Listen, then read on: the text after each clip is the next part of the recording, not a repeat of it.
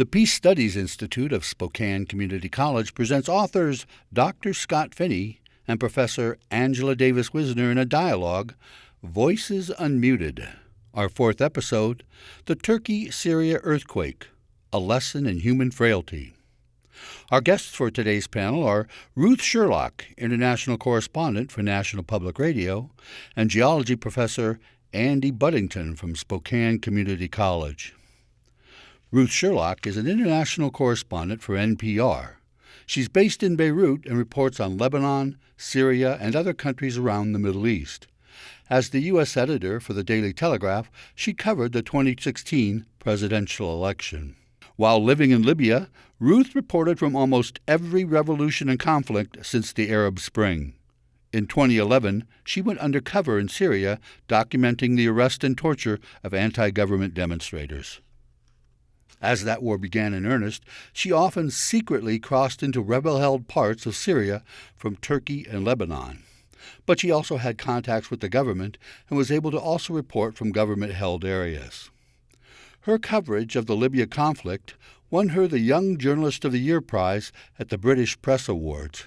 She also received honorable mention for her investigation into the Syrian regime's use of chemical weapons. And twice she's been a finalist for the Gabby Radio Award from Amnesty International for reporting with a focus on human rights. With NPR in 2020, she was shortlisted for the prestigious Livingston Award for her embedded podcast.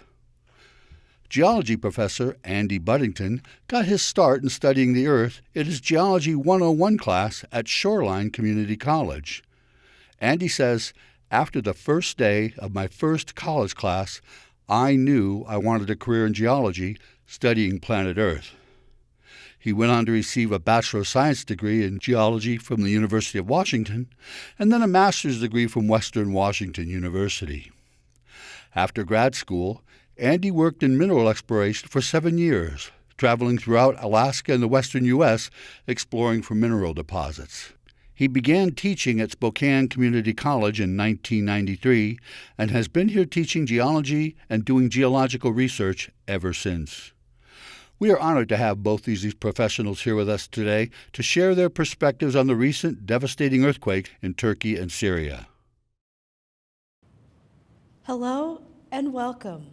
My name is Katie Cook, Student Awareness League President, SCC's Human Rights Club, along with the Peace Studies Institute of Spokane Community College, present authors Dr. Scott Finney and Professor Angela Davis Wisner in a dialogue, Voices Unmuted.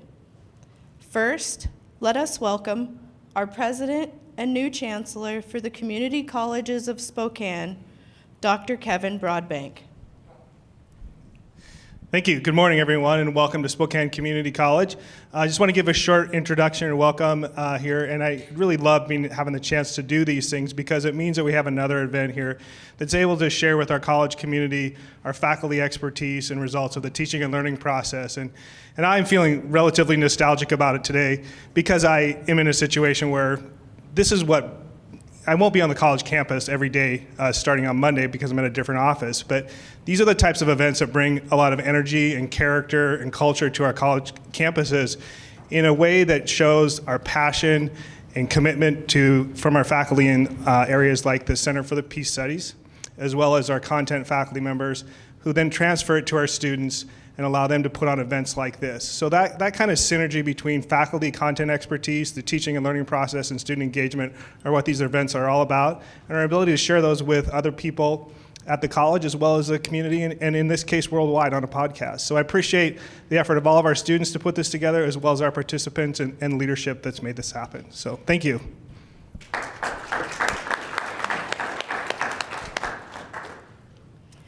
Thanks for joining us for our fourth episode, The Turkey-Syrian Earthquake, A Lesson in Human Frailty.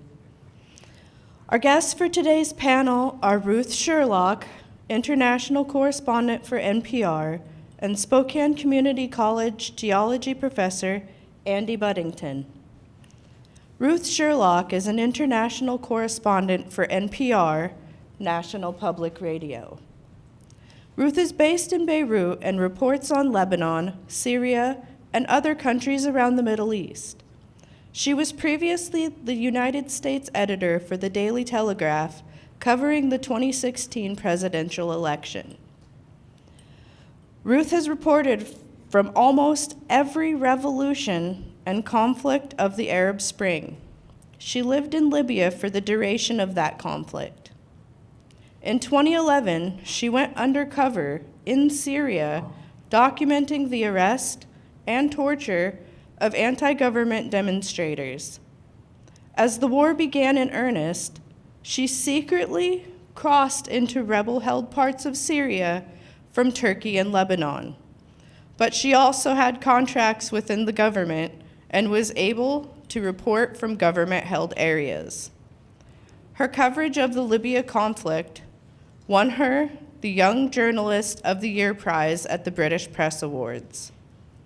She also received honorable mention for her investigation into the Syrian regime's use of chemical weapons, and twice she has been a finalist for the Gabby Radio Award from Amnesty International for reporting with a focus on human rights. With NPR in 2020, she has been shortlisted for the prestigious Livingston Award for her Embedded podcast. Our second speaker, geology professor Andy Buddington, got his start in studying the Earth in his Geology 101 class at Shoreline Community College. Andy says, "After the first day of my first college class, I knew that I wanted a career in geology studying planet Earth." He went on to receive a Bachelor of Science degree in geology from the University of Washington, and then a master's degree from Western Washington University. After grad school, Andy worked in mineral exploration for 7 years, traveling throughout Alaska and the western US, exploring for mineral deposits. He began teaching at Spokane Community College in 1993 as an adjunct instructor, and has been here teaching geology and doing geological research ever since. We are honored to have both of these professionals here with us today to share their perspectives on the recent devastating earthquake in Turkey and Syria. Welcome.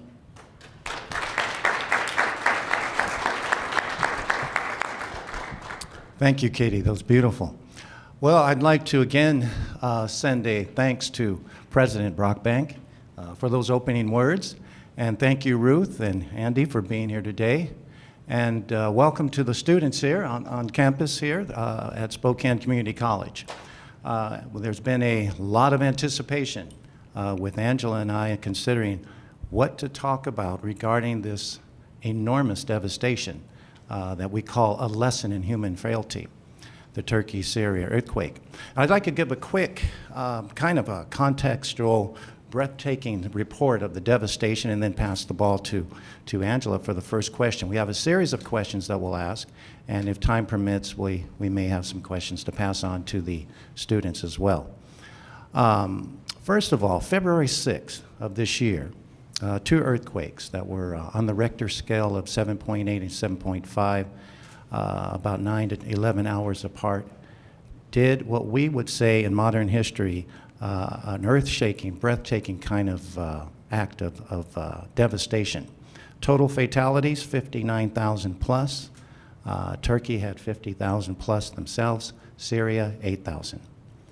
And what was most shocking, that the affected area of damage, and of course Andy will cover this more thoroughly, was about the size of Germany itself. So this was an enormous, enormous devastation upon human lives. The damage in US dollars, they say Turkey estimated about $104 billion of damage, 15 billion in Syria. Hospitals severely hampered, and you can imagine what that did when it comes to impacting the area of rescue.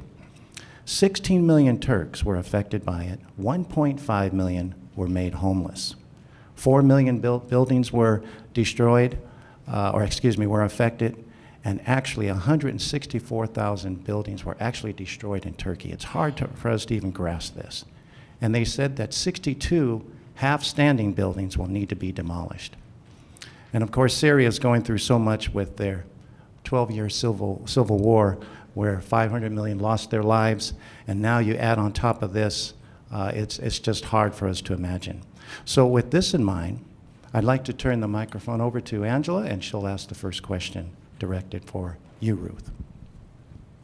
Thank you for that quick summary, Scott. Well, we're very excited to have you, Ruth. You're our eyes on the ground.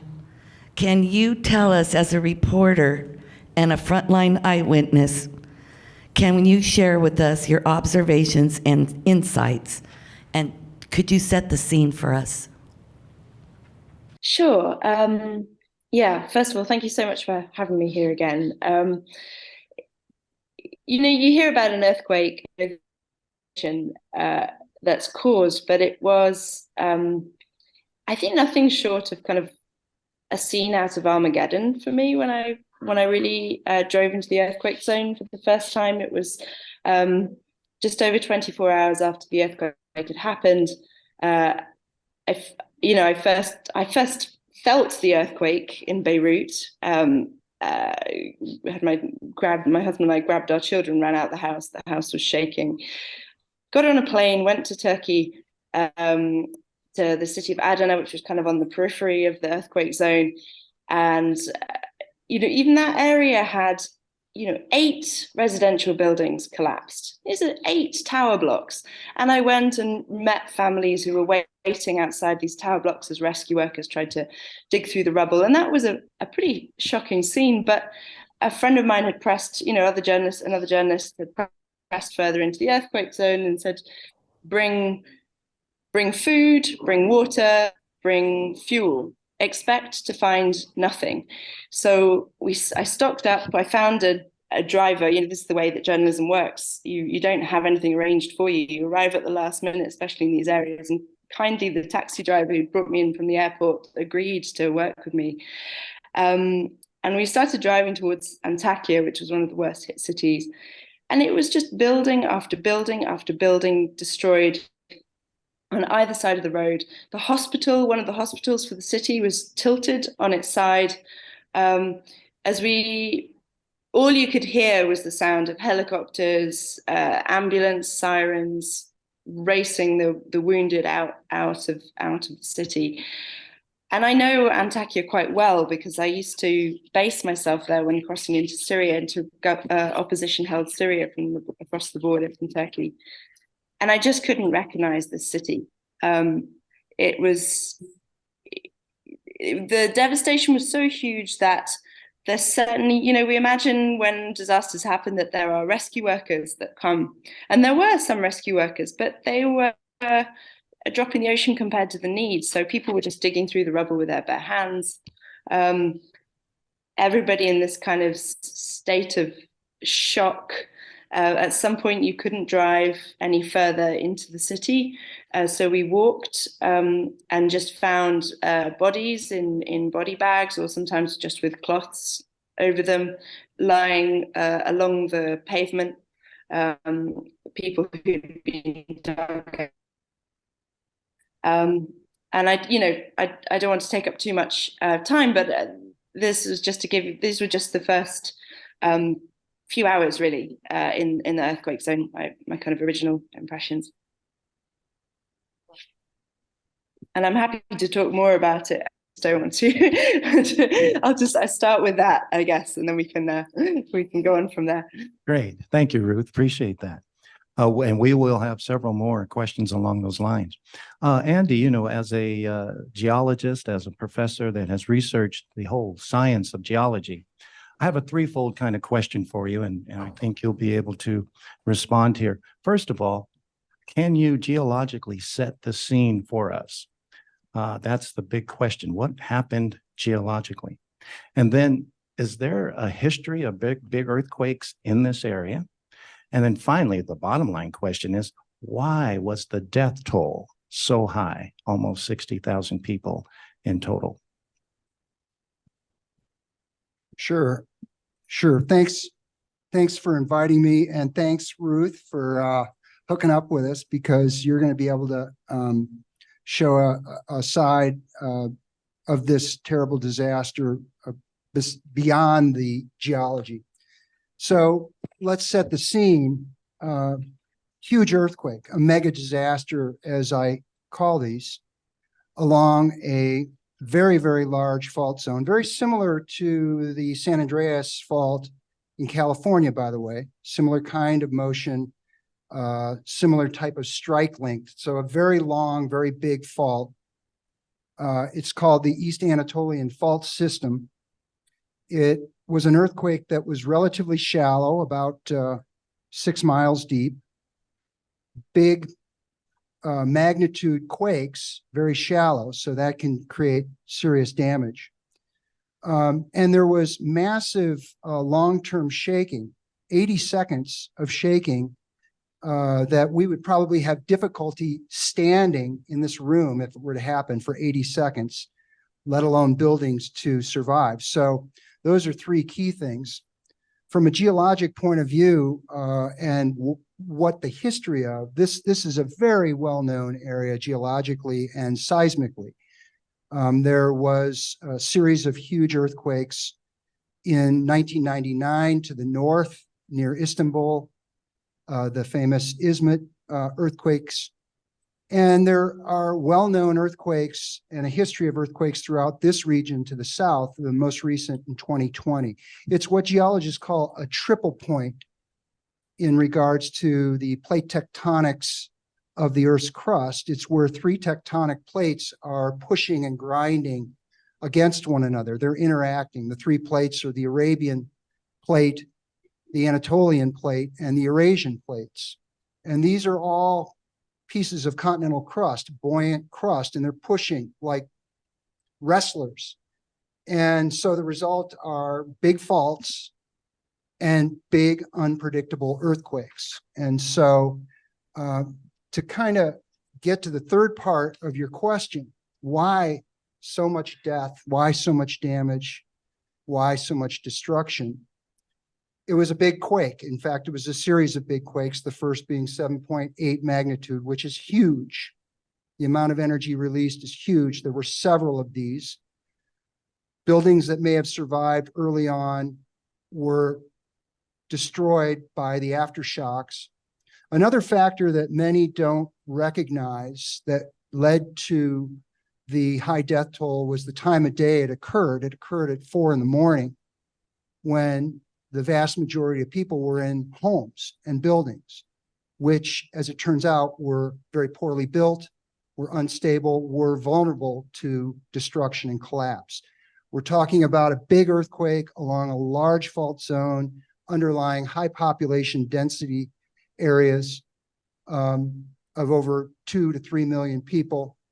And that long episode of shaking just weakened buildings and caused them to completely collapse. I think something on the order of 345,000 individual apartments that were part of these multi-story apartment complexes just pancaked and collapsed.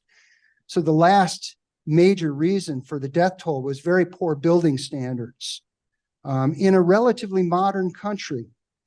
But in 2019, when President Erdogan was running for president, he bragged and ran on the fact that he was able to build so many new apartments in the region. And it now is clear that much of that was the result of the waiving of very strong, strict building codes that were developed after the 99 Izmit quake.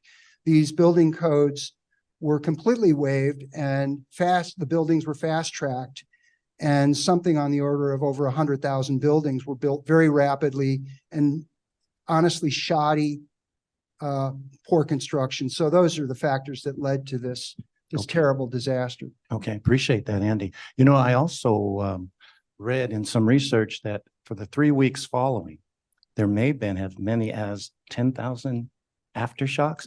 What's happening there? Why does that happen? And how can it be so prolonged with that many, 10,000? Great question. In fact, you mentioned the big aftershock. Well, there was a huge aftershock 11 minutes after the big quake. And then within 11 hours, there was a magnitude 7.5 aftershock to the north. There were over 10,000 aftershocks. And this is not unusual for big earthquakes on big faults. Not all the energy is released in one event. There's shuffling of the crust. And so there's continued movement. And most of those are small magnitude, but there were obviously some very large ones that can cause further destruction and death because people are trying to get people out of the rubble, new buildings collapse. It's just another factor. Great, appreciate that. Ruth, if I can ask you this question here, can you give us some insight on the political backstory? How does the political framework within this region, especially with Syria's chaos and civil war since the start of the Arab Spring, how does that play a role in the death toll from your estimation? What would you say along those lines? It's always hard to put an exact number on these things, but just to tell you a little bit about the context, particularly in Syria, as you mentioned, this country has been in a civil war since 2011. And in the course of that war, it has split into several different regions. Now the Syrian regime has won back about 2/3 of its territory, but the northern province of Idlib and parts of Aleppo, which are the provinces that run along the Turkish border, are controlled by what's left of the Syrian opposition that tried to fight the regime. So there's a number of militias in these areas. Some of them are now kind of backed by Turkey and almost act as kind of agents for Turkey. Others are of a kind of more Islamist bent, more independent. But these militias that are separate to the regime control this part of Syria.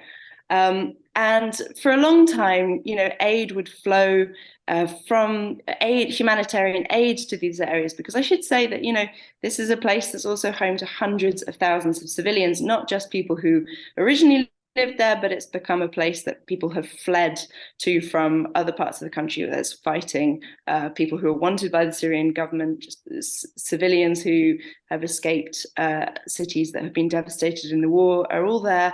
And you have these huge refugee camps and refugees crammed into the cities and into refugee camps that have been set up in the middle of olive groves all along this border.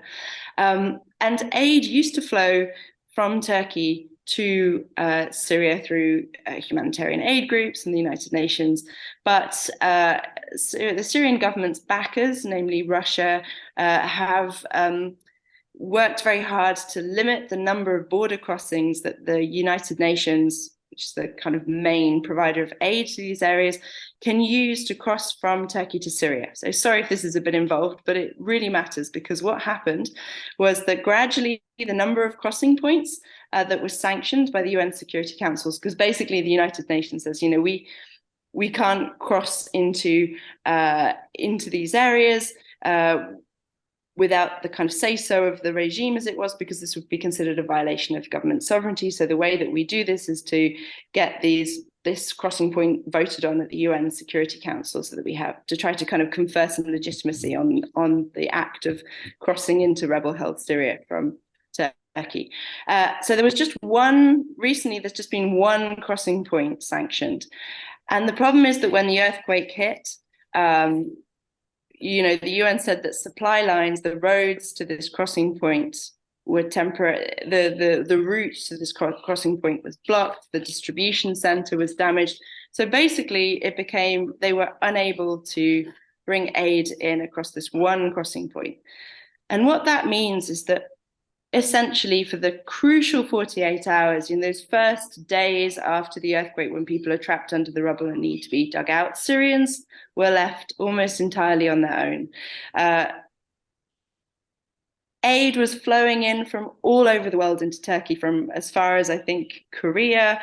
You had roads blocked with trucks bringing in heavy machinery to dig people out of the rubble. Sniffer dogs were being brought into the country. When I crossed that was the scene, getting into moving around the earthquake zone in Turkey. It would take hours because of all the aid that was pouring into these cities. When we crossed from Syria to Turkey, Turkey to Syria, the difference was so marked. I saw one ambulance waiting on the border. And then there was just silence.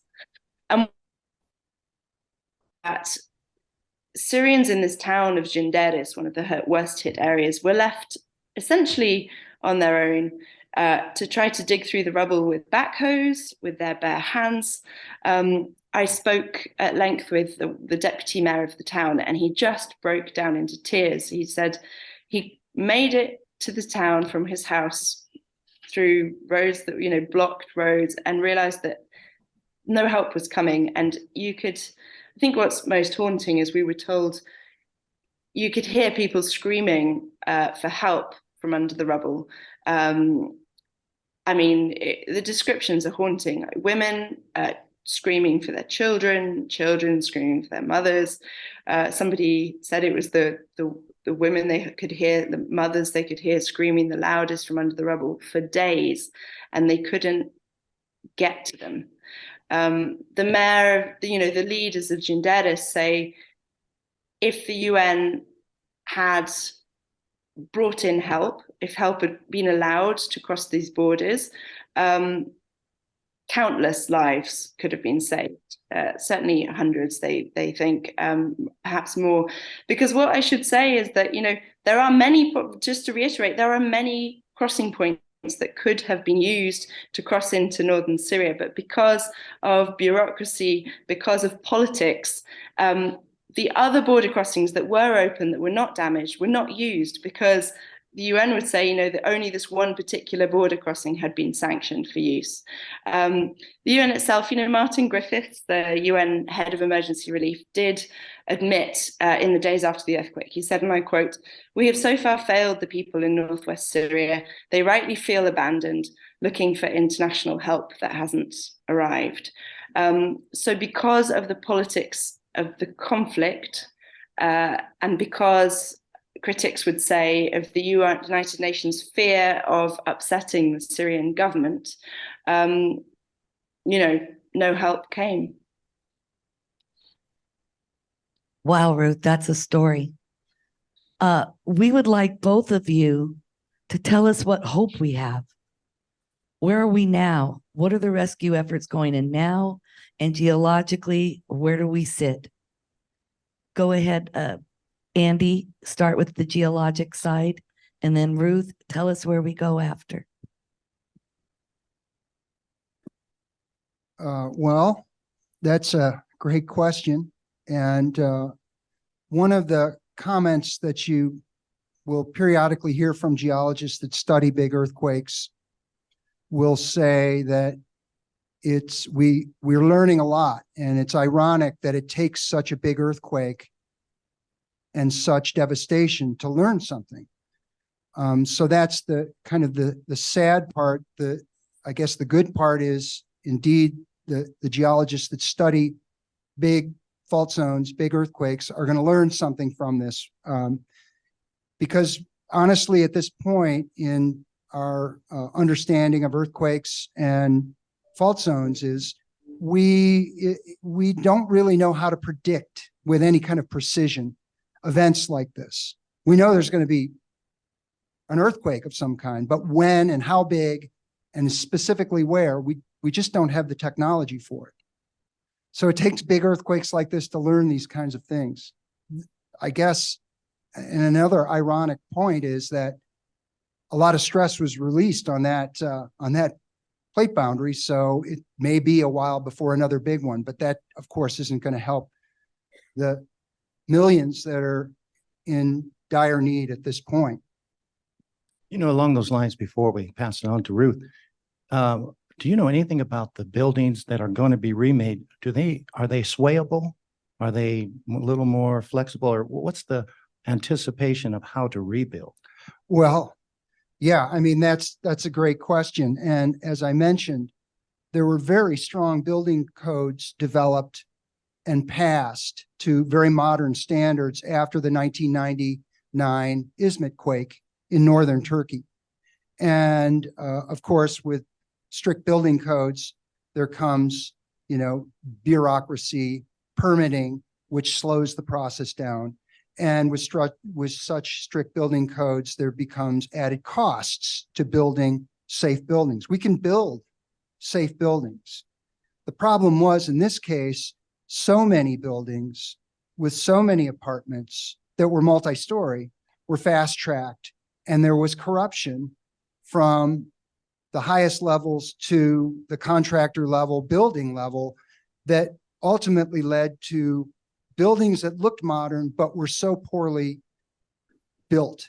For example, putting rebar in cement. These were cement buildings that can and are designed to withstand the kinds of movements you're mentioning, but to save costs, to save on expenses, rebar and metal to put in was not used, and there was no oversight. So the buildings were just ready to fall. They were a house of cards.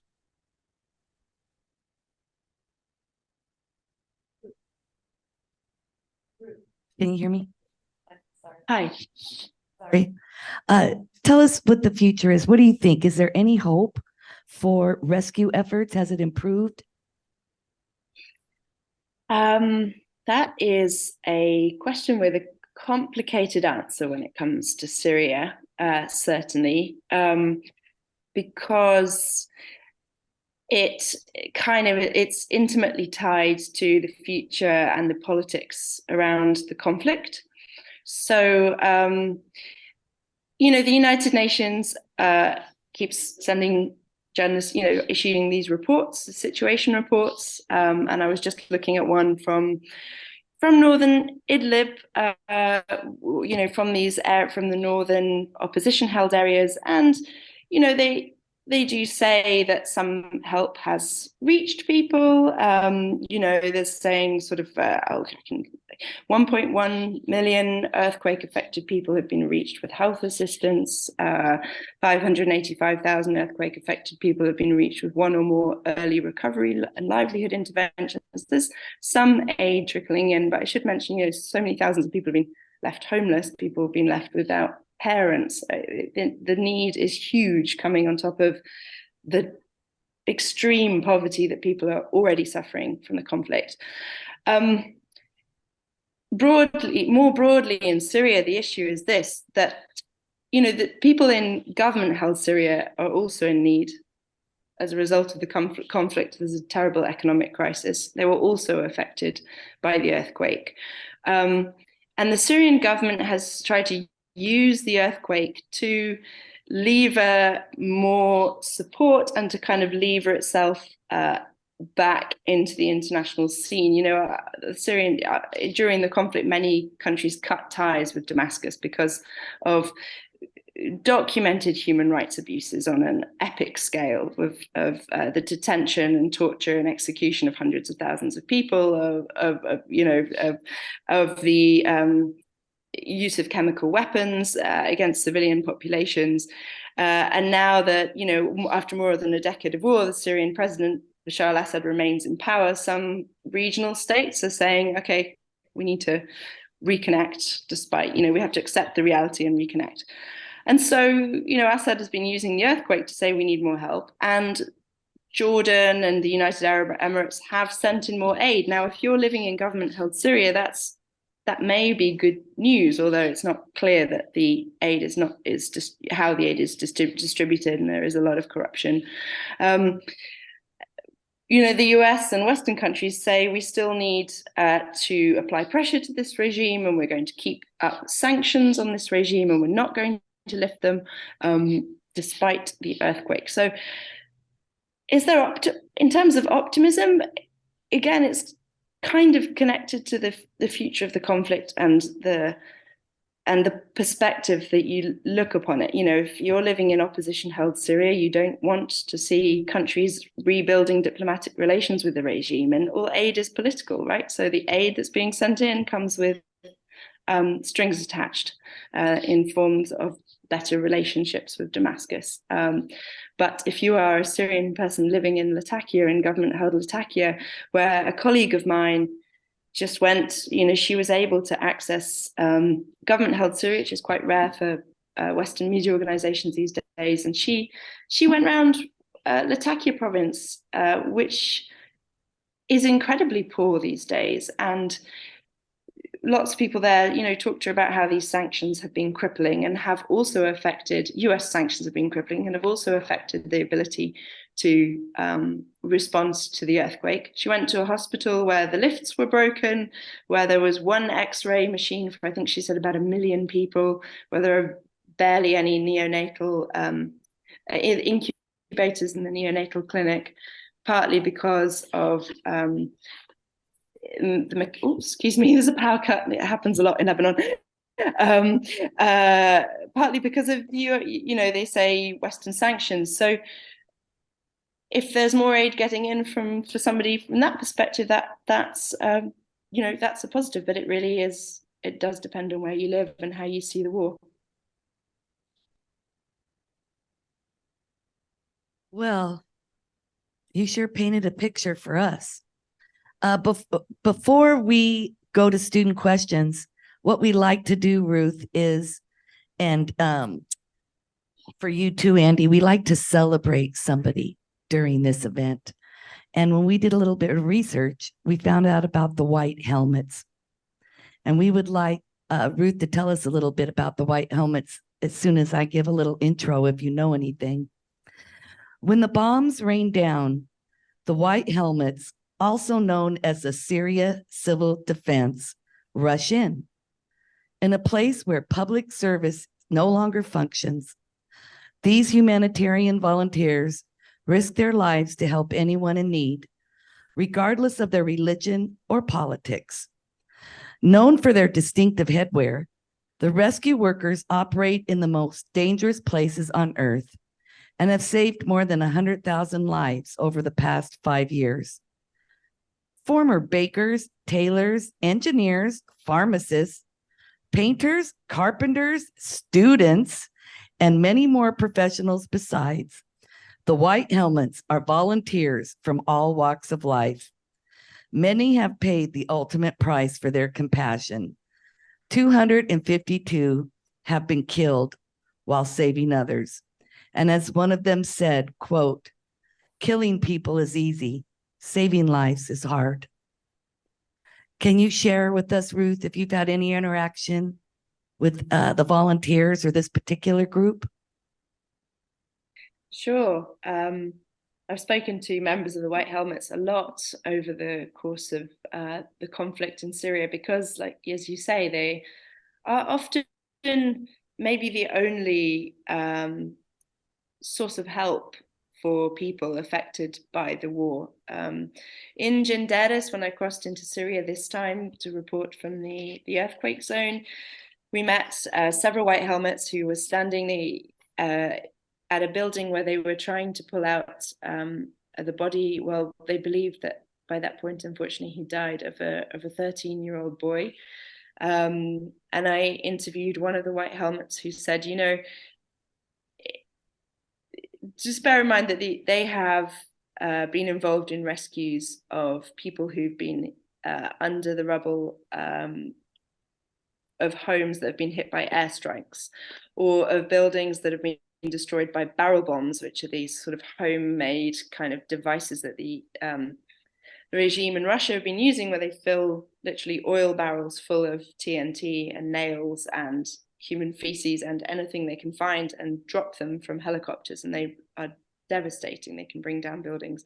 They have dealt with chemical weapons attacks, like chlorine gas attacks in these areas.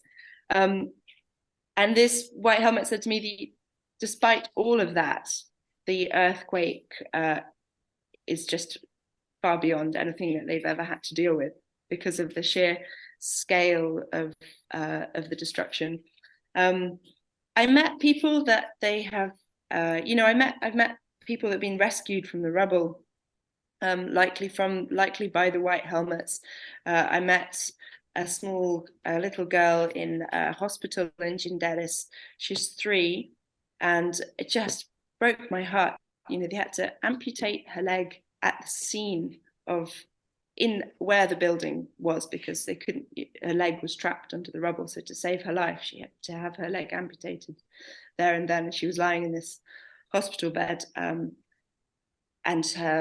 the doctors told me her father wasn't there in that moment. The doctors told me her mother had passed away, and her father was, hadn't built up the courage to tell her yet.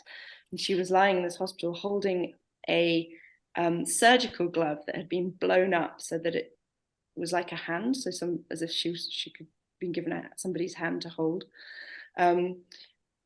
Another boy that was rescued who had lost everyone in his family, his mother, his father, his sisters, his brothers. His nearest surviving relative was his great aunt, who was there with him. And I asked if she was going to be able to take care of him, and she said she wanted to, but her own home had been destroyed. She didn't know how. These are the type of people that the White Helmets are having, are rescuing in these areas, and the kind of stories that they are dealing with in these rescues. So it kind of gives you a sense of, the trauma that they also feel seeing so much tragedy in their own community, because these people live in this area and are from this area and are personally impacted. Several White Helmet members I spoke to during the earthquake had lost their own relatives in the earthquake that were out there working. Thank you for that insight. Unbelievable stories. Appreciate that. At this juncture, we'd like to turn we only have about 5 minutes or so for maybe some student response. I'd like to turn the microphone over to Angela Smith, instructor here. All right, thank you very much for your stories today. We have my intercultural communication class has some of our students have prepared some questions for you all. So we're going to start with Prince, who has a question to share. First of all, I'd like to thank everyone for just being here and listening to Ruth. I think it's really touching, and from all the stories that she just told us, it just one of the questions that I really wanted to ask her is, because you talked about the people who are left homeless, and some of them, obviously, as you said, there was poverty before that, and now hearing that, this 13-year-old, left alone, and a boy left alone with no parents, no place to stay.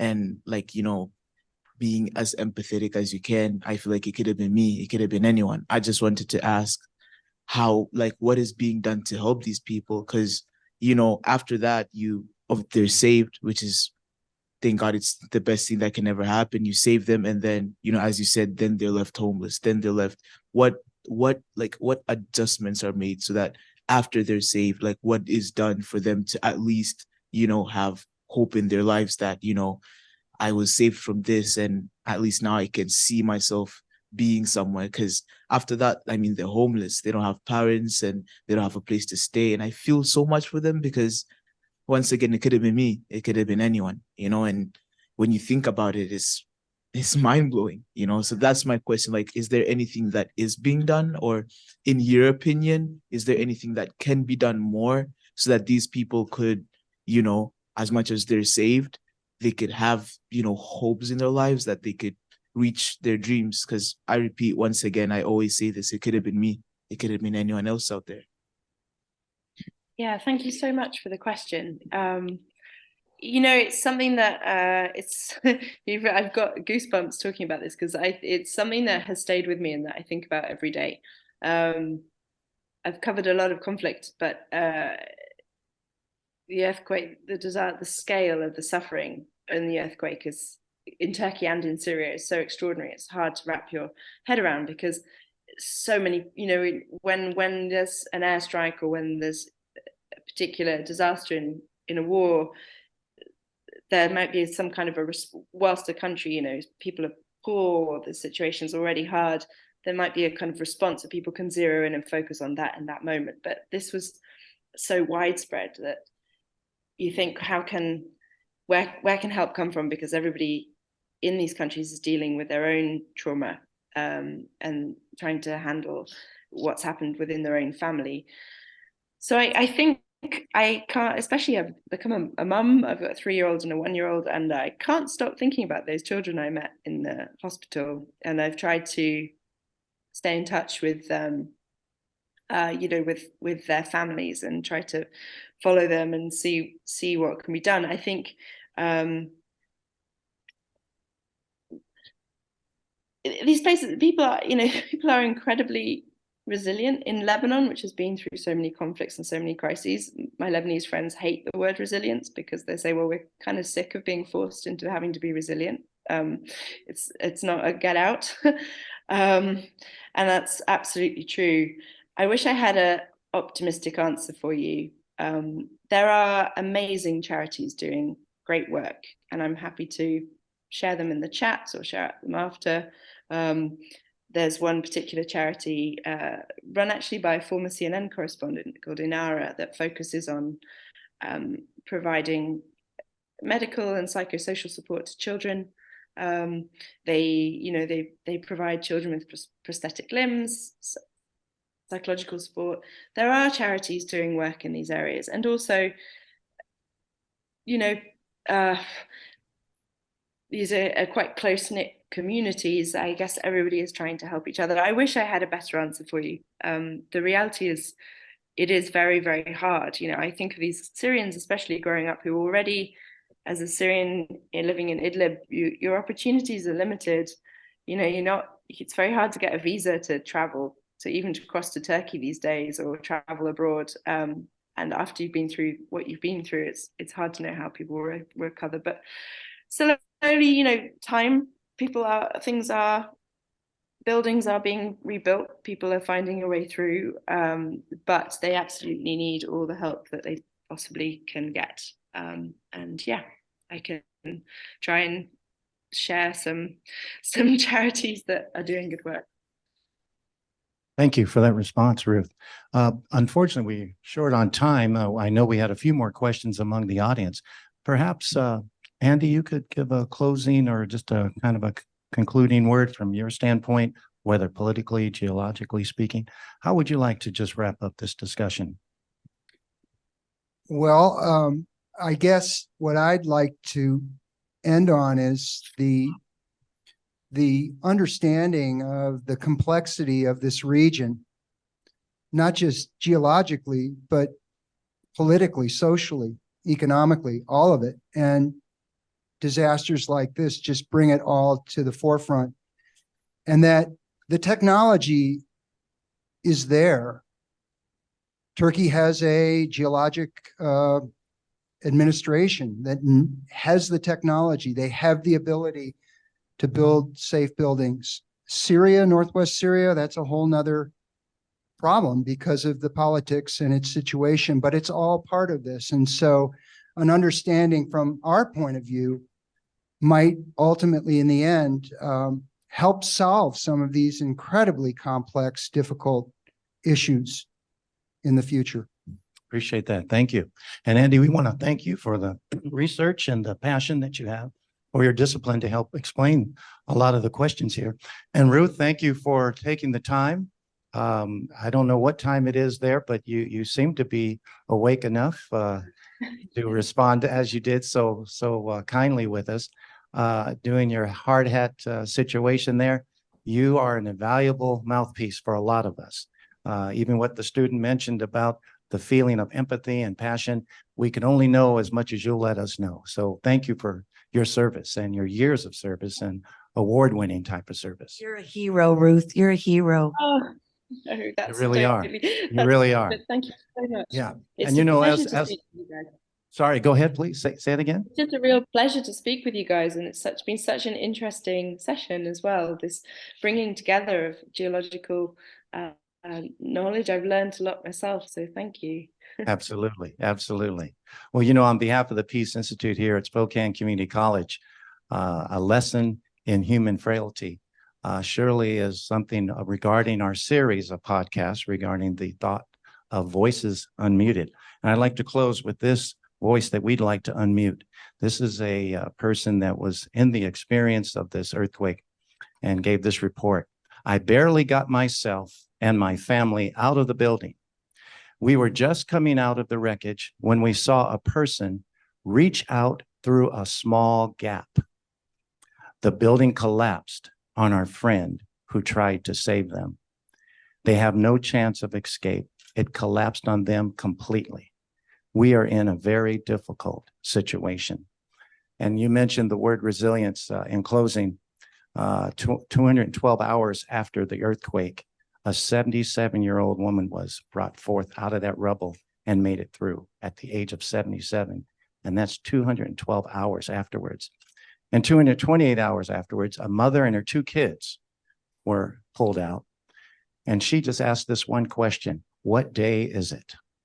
And that's the human resilience. That's the human spirit that says, can we go on? Let's go on. Thank you, everyone, for coming today. And again, thank you, Ruth. Thank you, Andy. And on behalf of Angela, thank you, students, as well.